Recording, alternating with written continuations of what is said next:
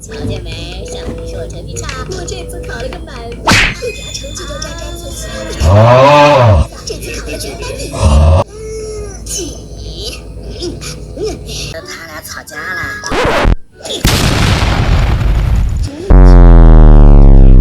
到我们班坐了。